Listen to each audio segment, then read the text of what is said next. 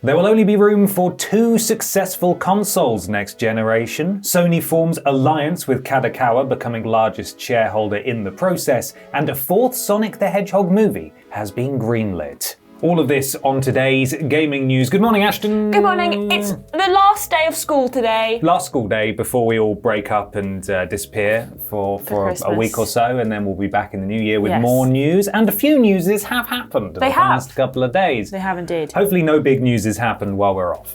Well, yeah, I mean, hopefully everyone will just chill out a bit over Christmas. And there'll be no major acquisitions like PlayStation buying Nintendo on Christmas Day or something. They bloody would, you know. Yeah. They'd do it just to spite us. First up, there will only be room for 2 successful consoles next generation per analyst. What? Yeah, the crazy. Analysts? Let me tell you a bit more. So, the games industry will only be able to support 2 successful game consoles in the next generation of hardware, a new report claims, and one of those will clearly, it says in quotes, be Nintendo. Yes. This is from market research firm DFC Intelligence, who released its annual market report and forecast this week. It projects major revenue growth for the second half of the decade, with the likes of GTA 6 and so on, and predicts significant risk for one of the 3 established console manufacturers. It believes that Nintendo will be fine because it's doing its own thing. Because Nintendo are doing Nintendo. Makes sense. I've got a quote here from the report. There isn't room for more than 2 major console systems, claims DFC. Sony or Microsoft will struggle mightily in a distant 3rd place, largely depending on which of those companies can gain early momentum. If we're talking hardware, it's not really Xbox's forte per se. They're not the ones who always win the console wars. They've not won this generation by a long shot. So I would expect, unless they come out of the gate with a piece of hardware that nobody expects, that completely blows everyone away, the next generation I would put money on. I'm not going to, but if someone asked me to, I might. That PlayStation would be the more successful of the 2. Yeah. Well, they say that it's far too early to tell which platform will be the one suffering. They admit that PlayStation, as you've said, already has an established player base, and an advantage, but the price of the system when they launch and their potential portability will also factor. They also have a very damning thing to say about Microsoft and the Xbox X/S. They do. Do you want to read that out? Sure, my voice is just gone, so bear with me. Do you want me to read it out? No, I can do it, it's fine, it's come back. Microsoft failed with Xbox Series X/S, but has made major acquisitions to become the world's largest software publisher. Microsoft has the option to focusing on software and distribution models over hardware. Microsoft failed with the Xbox Series X/S. That's pretty... That's quite mean. That's harsh language there. Before Christmas? What do you think Phil's going to think of that? He'll be properly miffed. I think they know this. Yeah. They've got to, right? They're not completely ignorant to what's going on. They're already in a distant 3rd place. And they've been very much focusing on things like Game Pass and software and games that they can produce over necessarily innovating with the next console, which they have said they are doing. So this will, time will tell what they end up actually doing with the Xbox consoles. So this isn't a surprise, and it isn't really untrue, I think. You can say that Xbox has made great strides in the last generation and have actually, on a games front, released more games than Sony have, and have also kind of maybe garnered a lot more support with gamers with things like Game Pass. However, if you were to look at the consoles, they have clearly not matched Sony in any way, shape or form.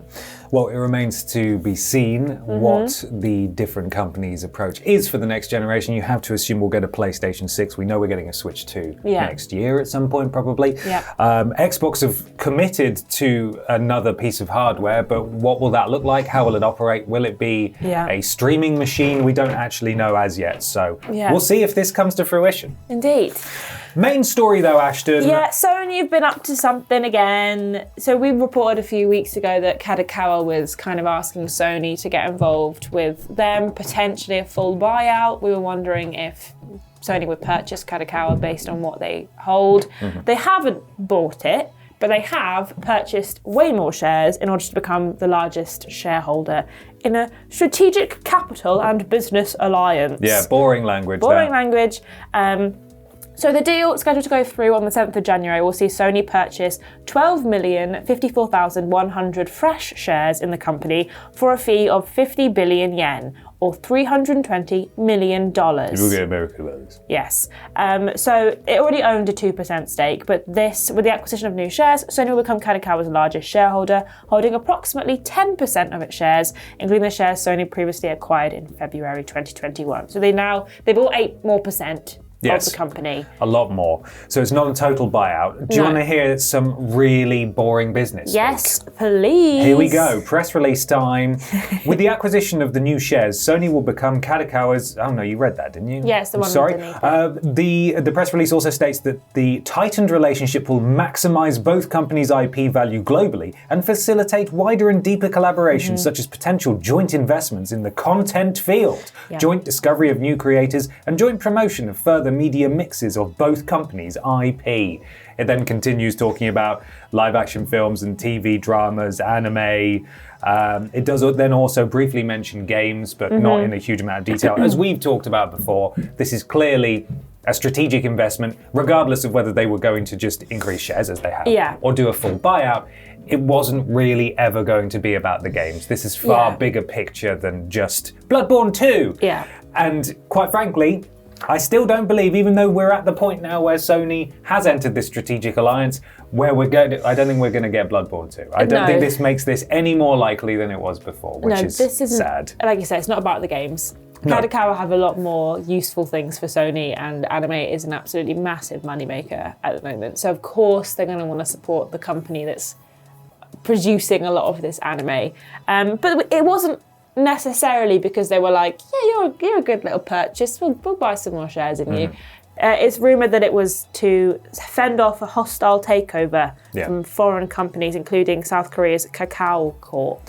Yeah, this is something that we heard basically around the time the rumours were happening as well, that actually it might have been Kadokawa who approached Sony, although obviously at that point we thought it might be a full buyout. However, this at least, with Sony becoming largest shareholder, seemingly fends off whatever hostile takeover was supposedly looming. Yeah. So. I mean, $320 million is probably like actually not that much in Sony's pocket, but realistically sounds like so much money. It does. For 8%. You scale that up to the amount of shares it would take to buy the whole company, or I don't actually know if it works that way, if you would just have a lump sum that isn't quite equivalent to every share, or how it would work. But either way, that's a lot of money, and I don't know if this will impact games in the slightest. I have a feeling it won't. No.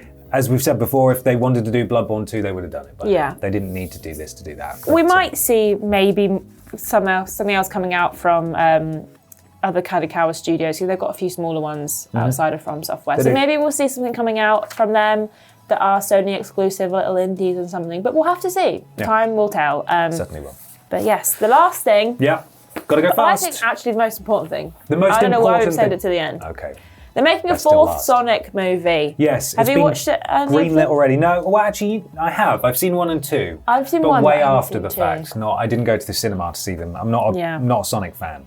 No. Well, they are making a 4th one now. Great. It's apparently aiming for spring 2027 release date. So we've got literal years until this comes out. And apparently this comes ahead of an expected $55 to $60 million box office debut from Sonic the Hedgehog 3. It's getting reviewed all right. I think it's the highest reviewed via Rotten Tomatoes, at least. It's like 80 something. 86%. And the Sonic 3 is out today. Yeah. So we'll see. It's probably going to be very, very successful, I'd have thought. Yeah. Adults and kids love Sonic. Yeah, I have to watch the second one. I really like the first one, but I keep getting... I want to. Okay. I want to watch the second one. I preferred the second to the first. And the third one's got Keanu Reeves in it. Great. So it can only get better. Who are they going to get in the next one? We've had Idris Elba, Keanu Reeves.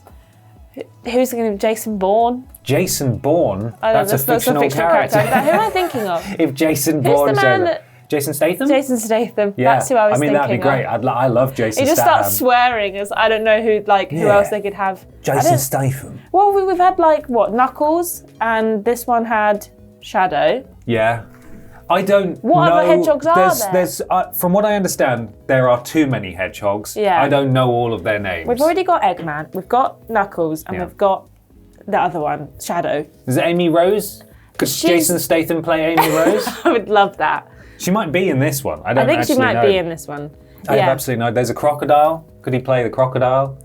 I don't know. I don't care for this. Ben Schwartz, who obviously plays Sonic the Hedgehog, posted on Twitter saying, "This is not a drill," and tells his voice actor Colleen O'Shaughnessy, shared on her Instagram story, "What the what? Woohoo!" We also don't know who's going to be writing the script yet. It could well be Jeff Fowler, who's directed all three of them.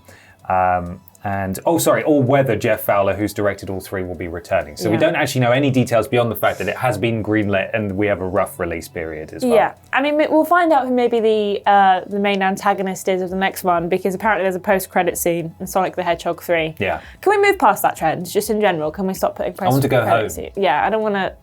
I like to respect everyone who made the film, but I don't want to sit there for another 15 minutes. And they're so often terrible as well. They're not worth it. Even Marvel has gotten rubbish at them. Yeah. They used to be really good ones for Marvel movies. That was the whole point, and then they kind of got naff. Yeah. But yeah, we don't know. There's lots of speculation about which. It just says Sega characters could end up showing up in Sonic 4. God. No idea, but Sonic 3 is out today, and it'll be out this weekend. So some lovely Christmas viewing for you all. Go and see Sonic 3. The Sega cinematic universe is about to become massive. Jason Statham could play the crazy taxi. Yeah. And it's an organism that is taxi, and the man in it is part of the taxi. Jason Statham is not the taxi driver. I feel like it's a man in the car. They're fused together, and it's one object. I feel like of all kind of characters that might be swearing like Jason Statham does, I feel like Crazy Taxi's a pretty good one. Yeah, you think that's a good fit there? They'd have to make it like a black cab though. Yeah, they would. People wouldn't like that. No. It's not right. No. Well, that is the end of this news. Make sure you stay tuned to our socials for daily video game news, although obviously that'll be slowing down over Christmas and so on. We've got loads of other stuff coming your way over the break while we're off, and we'll see you in the new year for more news. Yeah. Have a wonderful Christmas and a happy new year. Bye. Bye, everyone.